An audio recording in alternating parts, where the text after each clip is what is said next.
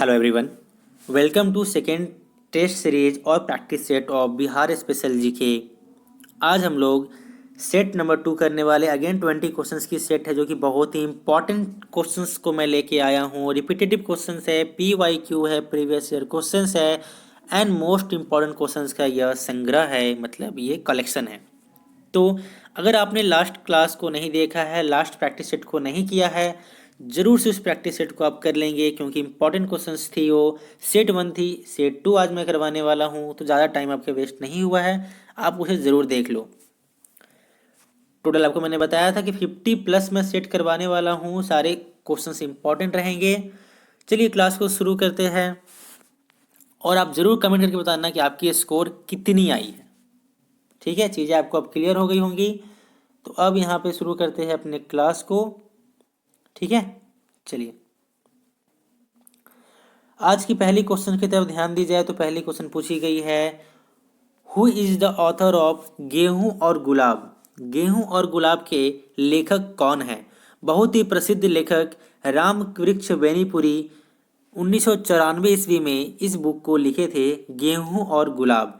काफ़ी इंपॉर्टेंट है, काफ़ी बार यह क्वेश्चन बिहार एग्जाम से पूछे गए हैं कि गेहूं और गुलाब पुस्तक को किसने लिखा। गेहूं और गुलाब को राम वृक्ष बेनीपुरी ने 1994 ईस्वी में लिखी। कब लिखी यह उतनी इंपॉर्टेंट नहीं है, लेकिन किसने लिखी यह बहुत इंपॉर्टेंट है। क्वेश्चन नंबर सेकंड देखेंगे, which palace is known as silk city of Bihar. Which place is known as silk city of Bihar. Silk city के नाम से कौन सा शहर या कौन सा जिला बिहार में जाना जाता है? तो भागलपुर जो है सिल्क सिटी के नाम से जाना जाता है। और आपको यह पता होना चाहिए, भागलपुर को GI टैग माने जियोग्राफिकल इंडिकेशन भी मिल चुका है सिल्क को लेकर। और अभी रिसेंट की बात की जाए तो बिहार का मखाना, बिल्कुल सही सुना आपने, बिहार का मखाना को लेके नवंबर में पिटीशन दायर की गई है कि उनको, बिहार वासियों को बिहार का मखाना का पेटेंट चाहिए। तो अभी अंडर प्रोसेस है, बट भागलपुर की सिल्क सिटी के नाम में इन्हें GI टैग काफ़ी पहले मिल चुका है। देखेंगे, where is Nakti lake situated. Nakti lake Bihar के कहाँ पे, किस लोकेशन पे सिचुएटेड है? तो ये जमुई में है। जमुई एक जगह का नाम है बिहार में, ये आपको पता होना चाहिए। जमुई में ही नकटी लेक है। क्वेश्चन नंबर 4 देखेंगे, who was the founder of Bihar school of yoga, जो कि मुंगेर में है। क्वेश्चन इस प्रकार से भी आ सकती है कि बिहार स्कूल ऑफ योगा कौन से जिले में स्थित है? तो आप बोलेंगे मुंगेर में स्थित है। लेकिन अभी पूछ लिया कि संस्थापक कौन थे। संस्थापक स्वामी सत्यानंद सरस्वती 1963 में स्थापना की गई थी बिहार स्कूल ऑफ योगा। ठीक है, चलिए क्वेश्चन नंबर 5 देखेंगे इंपॉर्टेंट क्वेश्चन है, आप मिस नहीं करो, ध्यान से करो। ठीक है, चलो क्वेश्चन नंबर 5 देखेंगे, where is the Khanqah built by Hazrat Makhdoom Shah in the 13th century located. जो खानका बनाया गया था किसके द्वारा? हजरत मकदुम शाह के द्वारा बनाया गया। 13वीं शताब्दी में बनाया गया था। कहाँ बनाया गया है? फुलवारी शरीफ पटना में बनाया गया है। चीज़ें आप याद रखेंगे, खानका के बारे में बात की जाए और हजरत मकदुम शाह ने बनाया है तो फुलवारी शरीफ पटना में बनाया है। 6 नंबर क्वेश्चन देखेंगे, how many national parks are in Bihar. There are only one national park situated in Bihar. एक ही नेशनल पार्क है बिहार में। आप मुझे कमेंट करके यह बताओ कि इस नेशनल पार्क का नाम क्या है। ठीक है, चलो अगला क्वेश्चन देखेंगे, when was the student tree plantation scheme launched in Bihar. छात्रों के द्वारा जो ट्री प्लांटेशन की जाने वाली थी, मैं छात्रों के द्वारा वृक्षारोपण, यह स्कीम कब शुरू की गई थी? 15 अगस्त 2006 में शुरू की गई थी। या इसलिए शुरू की गई, नीतीश गवर्नमेंट के द्वारा शुरू की गई थी और फॉरेस्ट एरिया जो बिहार का है उसे बढ़ाने के लिए शुरू की गई थी। और आपको पता है बिहार अर्थ डे कब मनाया जाता है? 9 अगस्त को ही बिहार अर्थ डे मनाया जाता है। और वर्ल्ड अर्थ डे की बात की जाए तो 12 अप्रैल को मनाई जाती है। आई थिंक 22 अप्रैल को मनाई जाती है, आप इसे कंफर्म कर लेना। लेकिन बिहार अर्थ डे की बात की जाए तो 9 अगस्त को प्रत्येक साल मनाई जाती है। In which financial year the Bihar government started the Bihar homeland scheme. Bihar homeland scheme की शुरुआत 2010-11 की फिजिकल ईयर में किया गया था। फिजिकल ईयर जो थी मतलब फाइनेंशियल ईयर 2010-11 में बिहार होमलैंड स्कीम की शुरुआत की गई थी। आवास योजना था इस प्रकार का ये, ठीक है। जैसे आपको पता है इंदिरा गांधी आवास योजना भी बिहार में काफ़ी प्रचलित रहा था। उसी के समक्ष में ये बिहार होमलैंड स्कीम को शुरू किया गया था। क्वेश्चन नंबर 9 देखेंगे, वेयर इज द बुद्ध समायक दर्शन संग्रहालय लोकेटेड? बुद्ध समायक दर्शन संग्रहालय कहाँ पर स्थित है? तो यह वैशाली में स्थित है। यह भी आपको पता होना चाहिए। पटना के बाद हाजीपुर और उसके बाद वैशाली आती है, वैशाली के बाद मुजफ्फरपुर आती है। आपको बिहार का मैप का भी आइडिया होना चाहिए कि कौन डिस्ट्रिक्ट किसके सम नेबर है और कौन डिस्ट्रिक्ट किसके साथ बाउंड्री को शेयर करती है। क्वेश्चन नंबर 10 देखेंगे, what is the rank of Bihar based on total area? Rajasthan सबसे पहले नंबर पे है, ये आपको पता होना चाहिए। लेकिन वही बात की जाए बिहार की तो बिहार 10वें नंबर पे आती है बाय एरिया। और हमारा भारत 7वें नंबर में आता है पूरे वर्ल्ड में। किस चीज़ पे? एरिया को लेके। यह चीज़ भी आपको पता होना चाहिए। क्वेश्चन नंबर 11 देखेंगे, who was the first chairman of BPSC? BPSC means Bihar public service commission. और मैंने लास्ट वीडियो लेक्चर में आपको बताया था कि बिहार पब्लिक सर्विस कमीशन यानी बीपीएससी की फर्स्ट कार्रवाई कब शुरू हुई थी?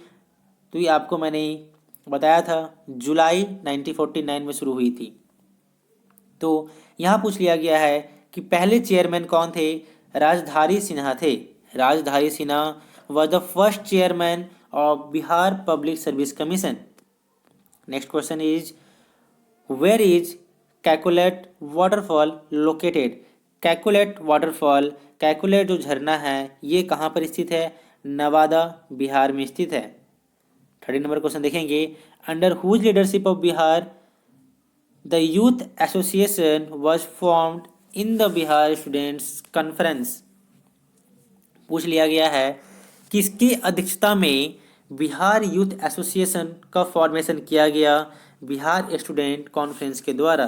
प्रोफेसर ज्ञान साहा के द्वारा यह बिहार यूथ एसोसिएशन का गठन किया गया था।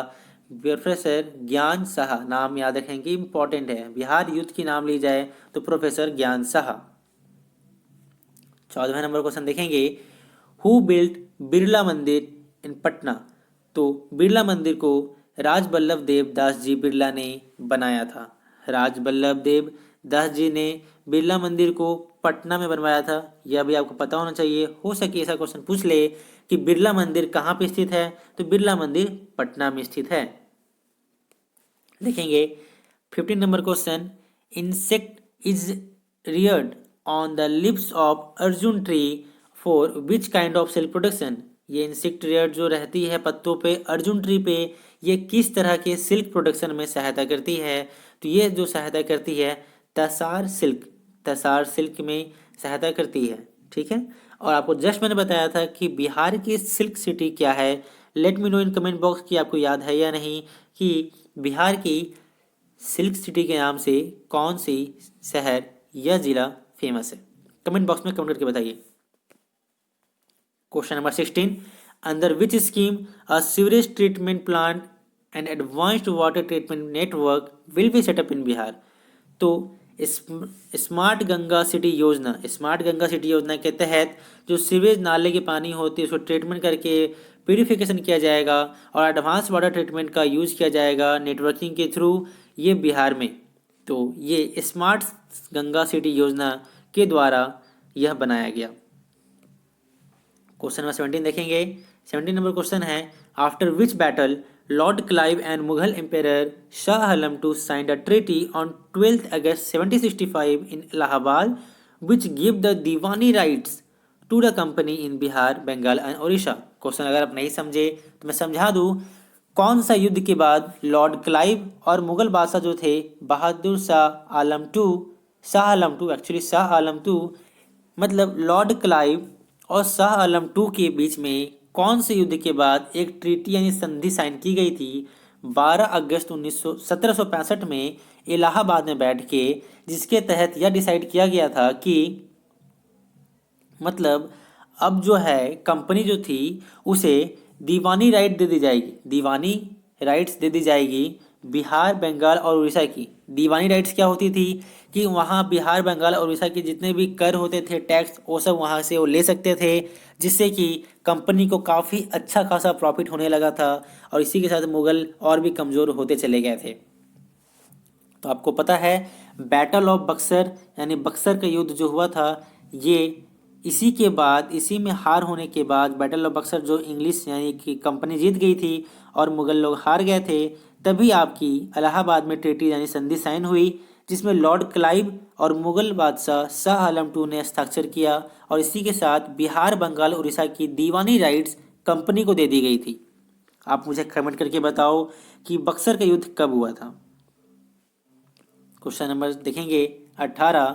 Sulphur is extracted from which mineral. Sulphur जो है किस मिनरल से, अयस्क से निकाला जाता है। तो पाइराइट जो है, पाइराइट से ही सल्फर को निकाला जाता है, यह भी आपको पता होना चाहिए। अगला क्वेश्चन देखेंगे 19 नंबर क्वेश्चन है, which Buddhist pillar is also known as Raja Bandh का देवरा। कौन सी बौद्धिक पिलर को, स्तंभ को राजा बान का देवरा कहा जाता है। तो राजा बान का देवरा बुद्ध स्तूपा इन केसरिया को कहा जाता है। मैंने पिछले क्लास में बताया था कि बुद्ध स्तूप केसरिया किस जिले में खोजा गया था। आप मुझे कमेंट करके बताओ कि किस जिले में बुद्ध स्तूप केसरिया को खोजा गया था।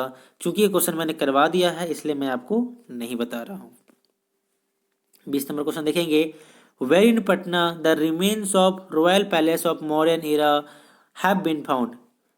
तो ये कुम्हरार में पाया गया था, जो कि पटना में है। और आपको अगर पता नहीं है तो मैं बता दूं, जस्ट थोड़ी देर पहले मैंने एक वीडियो बनाया था जिसमें मैंने बताया था मौर्य काल समाज, मैंने मौर्य साम्राज्य की, जो मौर्य साम्राज्य की जितनी भी इम्पोर्टेंट वीडियो की क्वेश्चंस हो सकती थी, इन सभी को मैंने डिस्कस कर दिया है। तो आप उस वीडियो जरूर देख लो, मौर्य समाज आपका बिल्कुल क्लियर हो जाएगा उसके बाद। ठीक है, तो बात ऐसी है, जो ये क्वेश्चन में पूछा गया था कि मौर्य समाज की एक बहुत ही अच्छी आर्किटेक्चर कृति थी, जिसे मेगास्थनीज ने अपनी बुक इंडिका में भी लिखा है। तो वह कलाकृति कहाँ पर है। तो यह कलाकृति कुम्हरार में है। और कुम्हरार कहाँ पर है, ये पटना में है। ये भी आपको पता होना चाहिए। तो इसी के साथ सेट 2 की क्लास तो आज ख़त्म हो गई है। आप मुझे कमेंट करके आप बताओ कि आपकी स्कोर क्या रही और आपने कितने नंबर पाए 20 में से। काफ़ी इंपॉर्टेंट लेक्चर्स चल रही है, आप किसी को मिस मत करो, सभी को अच्छे से देखो। सभी की प्लेलिस्ट बनी हुई, RRB, NTPC, group D, BPSC, Bihar police, BPSI और इन्फोर्समेंट एसआई, बिहार फॉरेस्ट, मतलब जितने भी करंट एग्जाम आने वाले हैं सभी की तैयारी अच्छे से करवाई जा रही है। कुछ समय में ही ईपीएफओ जो एग्ज़ाम होने वाली है उसकी तैयारी भी शुरू करने वाला हूँ। ठीक है, चलिए तब तक के लिए इस वीडियो को यहाँ एंड करता हूँ। Thanks for watching this video. मिलते हैं एक फ्रेश एपिसोड में, तब तक के लिए आप अच्छे से रिवाइज करते रहो। Thank you.